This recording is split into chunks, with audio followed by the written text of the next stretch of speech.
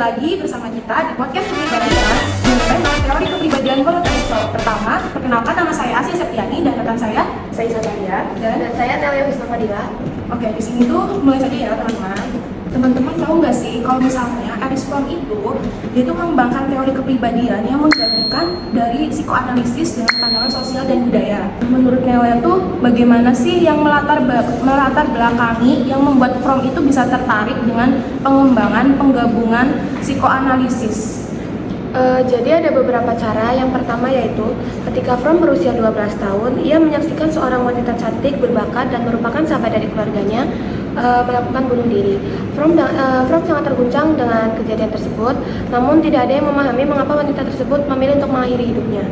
Kemudian yang kedua, dia merupakan seorang anak dari orang tua yang neurotis. Yang pertama, ayahnya yaitu sering murung, cemas, dan muram, sedangkan ibunya adalah mudah mengalami depresi berat. Kemudian peristiwa yang ketiga yaitu saat Fromm berusia 14 tahun, Fromm melihat irasionalitas melanda tanah airnya yaitu Jerman pada saat Perang Dunia Pertama. Ia menyaksikan bahwa orang Jerman terperosok ke dalam suatu fanatisme sempit dan histeris serta tergila-gila. Kemudian Fromm mulai tertarik untuk mempelajari tingkah laku irasionalitas dengan pengaruh sosial, ekonomis, politis, dan historis secara besar-besaran yang mempengaruhi kodrat kepribadian manusia. Kemudian, Fromm juga membuat buku dengan judul Escape from Freedom tahun 1941 yang mengembangkan tesis bahwa manusia semakin bebas dari abad ke abad.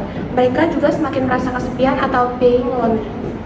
Kemudian, pengalaman-pengalaman khas manusia meliputi perasaan lemah lembut, cinta, perasaan klasik, sikap-sikap perhatian, tanggung jawab, integritas, identitas, serta terluka, transendensi dan kebebasan, nilai-nilai serta norma. Kemudian, Erich Fromm mengenai watak manusia mengakui asumsi transmisi kebudayaan dalam membentuk kepribadian tipikal atau kepribadian kolektif.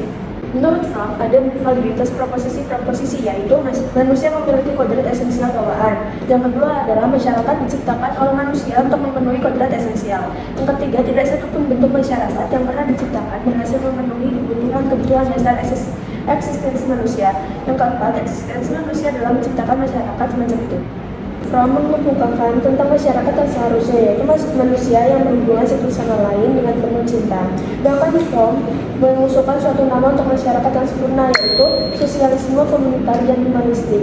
Jadi setiap orang akan memiliki kesempatan yang sama untuk menjadi manusia sepenuhnya.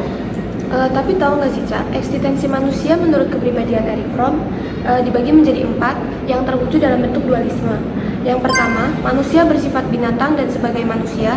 Kemudian, yang kedua, kesadaran manusia akan hidup dan mati.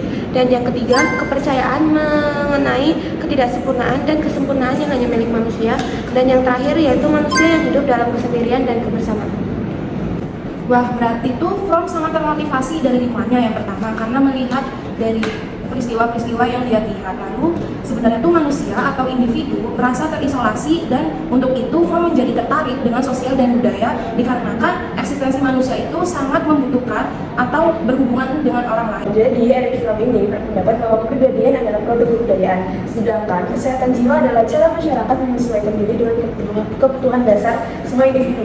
Fromm mengatakan bahwa menurut kodratnya manusia muncul sebagai evolusi dari binatang, tetapi ada perbedaan manusia dengan binatang yang terletak pada kesadaran diri, pikiran, dan daya hayalnya. Selanjutnya, Erich Fromm membagi menjadi 2. Yang pertama itu ada orientasi produktif. Orientasi produktif ini ada 4. Yang pertama, cinta yang produktif. Yang kedua, ada pikiran yang produktif. Yang ketiga, ada kebahagiaan, yaitu merupakan bagian integral dan hasil kehidupan yang bersamaan dengan orientasi produktif. Yang keempat ada suara hati, yaitu merupakan penggerak manusia menurut orientasi produktif. Fromm membedakan suara hati dalam 2 tipe, yaitu otoriter dan humanistis. Jadi kalau ada orientasi produktif berarti bakal ada orientasi non produktif dong? Jelas ada, dan di sini tuh ada orientasi non produktif. Yang pertama ada tipe karakter menerima atau reseptif karakter type, yaitu orang yang percaya sumber segala kepuasan terletak di luar dirinya. Yang kedua yaitu ada tipe karakter eksploitatif atau eksploitatif karakter type, yaitu orang yang percaya bahwa semua kepuasan terletak pada dirinya. Yang ketiga yaitu ada tipe karakter penimbun atau hoarding karakter type. Karakter ini memiliki kepercayaan kecil akan kebaikan di dunia luar. Dan 4, tipe karakter nekrofilia atau nekrophiliasus karakter type, yaitu karakter turunan dari karakter yang berbahaya. Yang terakhir yaitu ada tipe karakter pasar atau marketing karakter type. Fromm mengatakan orientasi ini berkembang pada masyarakat industri.